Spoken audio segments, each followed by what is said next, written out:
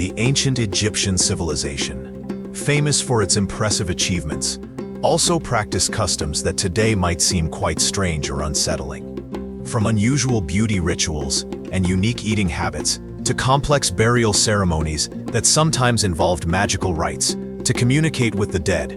Below are 15 of the most intriguing practices from ancient Egypt that were common in Egyptian society long ago. The Egyptians were deeply devoted to keeping their hair looking lively and youthful, and some of their unusual solutions for gray hair might leave you both fascinated and unsettled. They created countless strange mixtures to restore hair color and shine. One of the most curious recipes involved boiling the blood of a black calf with valuable oil, producing a potion believed to bring back the hair's natural glow. Egyptians thought this special combination held magical powers that could turn dull hair into a radiant crown once again. Their attempts to rejuvenate hair also included using turtle shells, bird bones, and even a mix of a donkey's hoof with parts of a female dog. They believed these unusual ingredients could unlock the secret to eternal youth for their treasured hair. And there was one final method that might leave you speechless. Determined to achieve perfection, the Egyptians went so far as to use decayed donkey liver. Their commitment to beauty knew no limits. In ancient Egypt, mummification was a sacred process that lasted about 70 days. Skilled priests, known as embalmers, prepared the body to preserve it for eternity. To carry out this duty, they needed knowledge of religious rituals, human anatomy, and deep respect for the deceased. Embalmers used special tools and natural substances, like natron, to remove moisture and keep the body's shape. The heart was usually left inside because it was believed to hold the soul and wisdom of the person. Mummification required both skill and spiritual devotion. The embalmers worked as artists and caretakers of sacred customs, ensuring every step honored the journey to the afterlife. Today, the mummies and canopic jars discovered in tombs continue to reflect ancient Egypt's faith, artistry, and enduring belief in eternal life. An ancient Egyptian medical text known as the Kahun Gynecological Papyrus described a pregnancy test in which women urinated on wheat and barley seeds over several days to reveal signs of motherhood. They closely watched the seeds for growth, as the results were believed to predict both pregnancy and the baby's gender. If the barley sprouted, it signified a girl, while wheat growth indicated a boy. When scientists tested this method in 1963, they found it was accurate about 70% of the time, showing that ancient knowledge sometimes held surprising truth.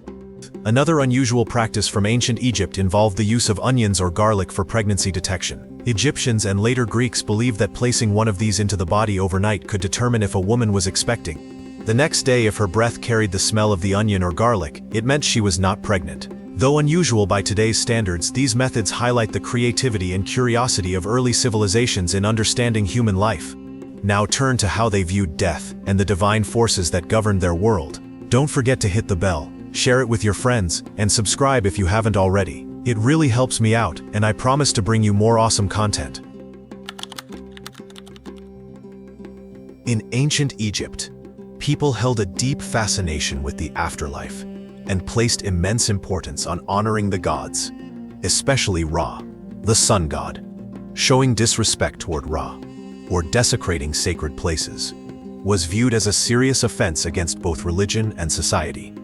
Although violent crimes were relatively rare, acts of sacrilege, such as robbing temples, defacing statues, or speaking irreverently of the gods, were considered among the most severe. Those found guilty of such transgressions could face severe penalties. In some rare cases, individuals who committed serious offenses faced a spiritual penalty that represented the complete loss of their physical and spiritual presence. This outcome held deep meaning, because Egyptians believed that without a preserved body, the soul could not continue its journey into the afterlife. From a modern perspective, such practices seem bad and distressing. However, within the context of ancient Egyptian belief, these acts reflected a deep reverence for divine order, known as Mat, which represented truth, balance, and justice. Ancient Egyptian royalty placed great importance on health, balance, and physical well-being. Although many plump appearances, they valued a lean and healthy figure, especially among men, as it represented beauty and discipline. To relieve their anxiety, Each month, the royals practiced a cleansing routine using natural laxatives made from castor oil. This treatment was meant to stimulate digestion and clear the body of excess food. After drinking the mixture, they would spend much of the day purging their systems. Since plumbing did not exist, cleaning up afterward was a manual and uncomfortable task. Laxatives were also used to treat various ailments, including stomach pain and even diarrhea, as Egyptians believed that illness could be expelled through cleansing. Though the practice may seem bad now, it reflected their strong commitment to health and appearance. Their reliance on these remedies shows how much value they placed on maintaining balance, purity, and physical ideals within their culture. Among Egypt's royal families, marriages between close relatives were relatively common and viewed as a way to preserve the divine nature of the royal bloodline. Pharaohs were regarded as living gods, and such unions were believed to reflect the sacred bond between deities like Osiris and Isis, who were also described as divine siblings. One of the most well-known examples is Pharaoh Tutankhamun, whose parents were likely related by blood, a finding supported by modern DNA research. Studies of his remains show that he suffered from several inherited health conditions. Despite his fragile health, Tutankhamun became one of Egypt's most iconic rulers. This tradition continued into later periods, including the Ptolemaic dynasty, when rulers of Greek descent, such as Cleopatra VII, married their siblings to strengthen both political authority and divine status. While these unions were meant to maintain the purity of the royal line, they also carried genetic risks. Even so, Egypt's rulers prioritized religious symbolism and political unity, showing how deeply spiritual beliefs influenced royal customs and family life. Even in ancient times, women faced forms of non-standard behavior that resemble what we recognize today as catcalling. The Greek historian Herodotus, writing in the 5th century BCE, described such behavior during an Egyptian religious festival honoring the goddess Bastet in the city of Bubastis. Pilgrims would travel by boat along the Nile to reach the city, celebrating with music, dancing, and singing. According to Herodotus, some men in passing boats would shout teasing remarks or make inappropriate gestures toward women on the riverbanks. These actions were part of the rowdy atmosphere of the festival, rather than its official customs, yet they reflected how disrespectful behavior could intrude even on sacred occasions. Herodotus noted that these festivals drew enormous crowds, sometimes numbering in the hundreds of thousands, and while many attended for worship and joy, others treated the gatherings as opportunities for revelry. His account offers an early glimpse into how public celebrations could blur the line between religious devotion and social misconduct. Though society has evolved since then, the story reminds us that the struggle for respect and safety in public spaces has deep historical roots. The ancient Egyptians held cats in deep reverence, viewing them as sacred animals linked to the goddess Bastet, the deity of home, fertility, and protection. When a family cat passed away, the household observed a formal mourning period, similar to that for a family member.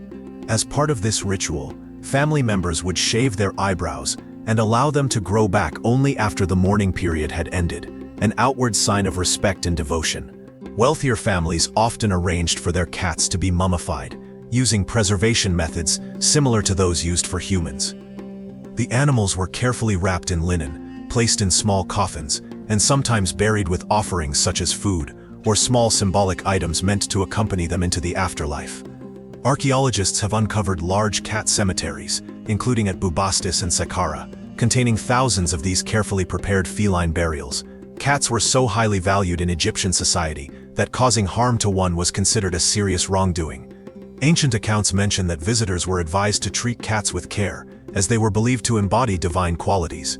Looking after cats and showing them kindness was viewed as an honorable act that could bring favor from Bastet herself. In ancient Egypt, there was a time when being completely bald was not only accepted, but considered fashionable. This trend developed mainly for practical reasons. It was the most effective way to stay clean and comfortable in Egypt's warm climate, where head lice were a frequent nuisance for people of all social classes.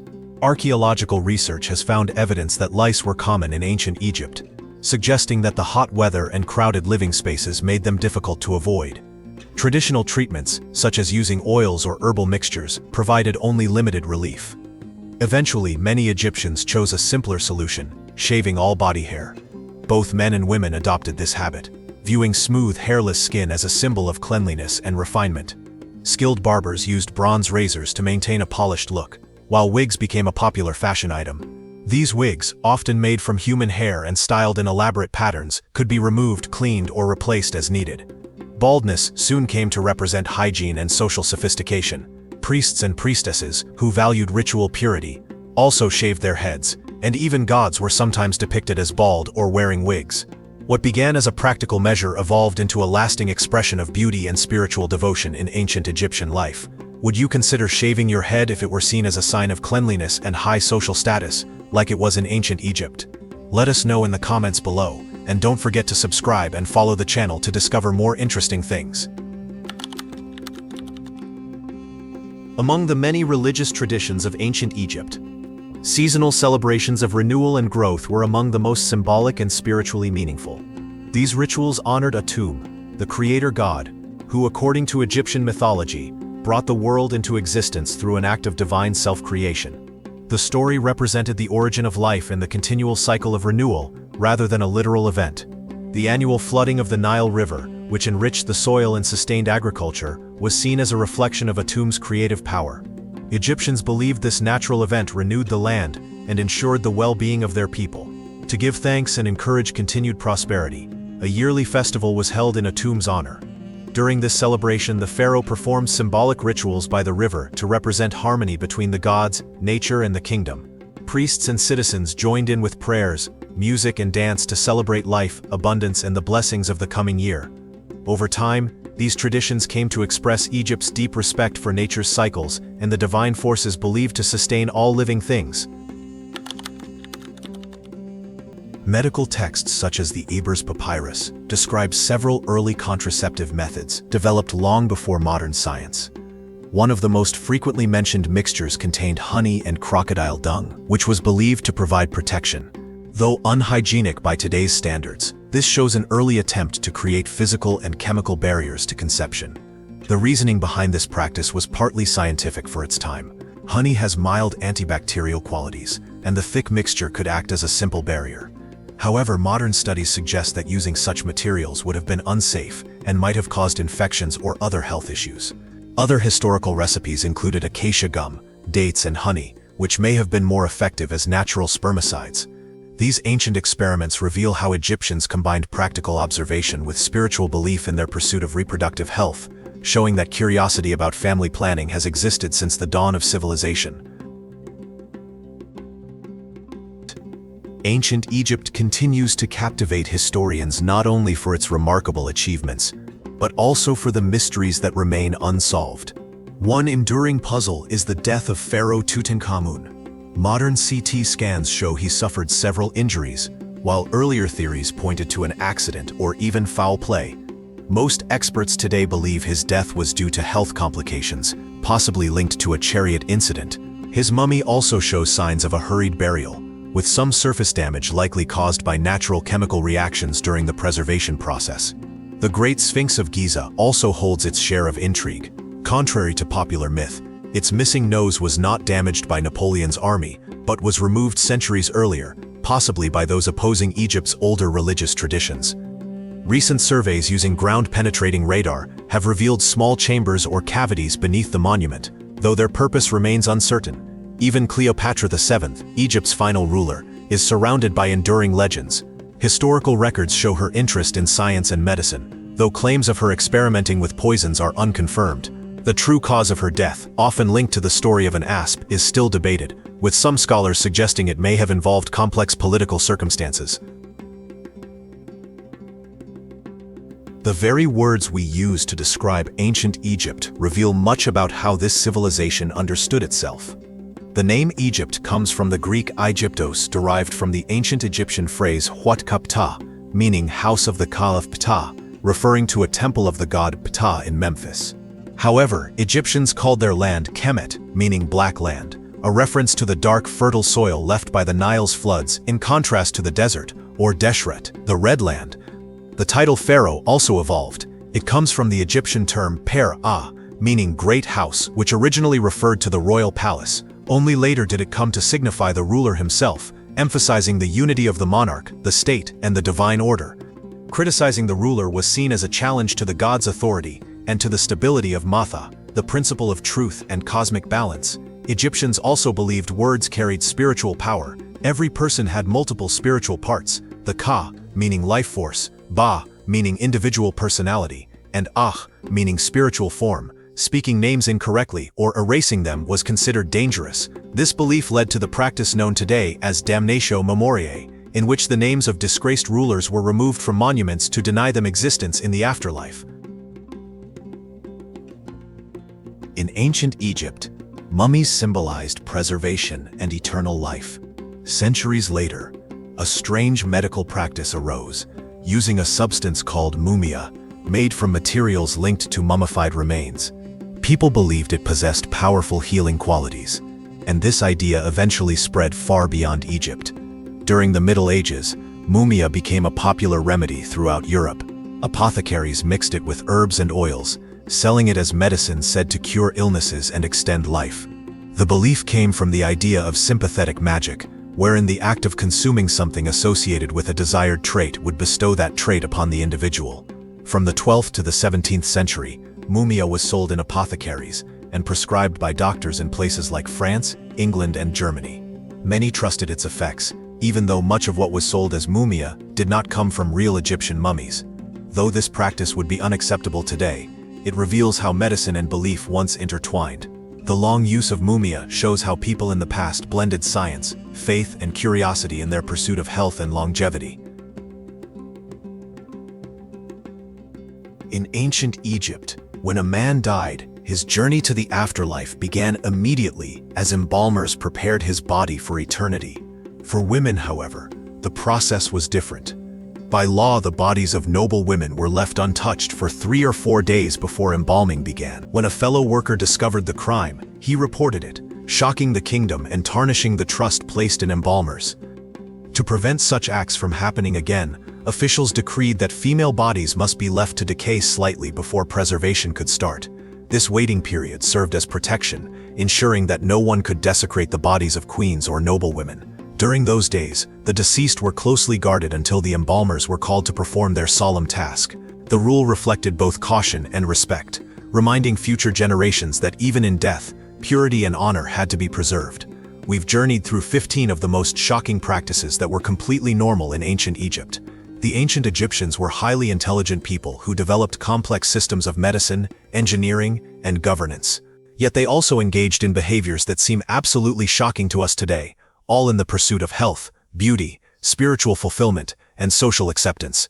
If you found these shocking Egyptian practices fascinating and disturbing, make sure you subscribe to the channel for more incredible historical content. And don't forget to subscribe to the channel. Your support means a lot to us. Thank you so much for watching, and we'll see you in the next video.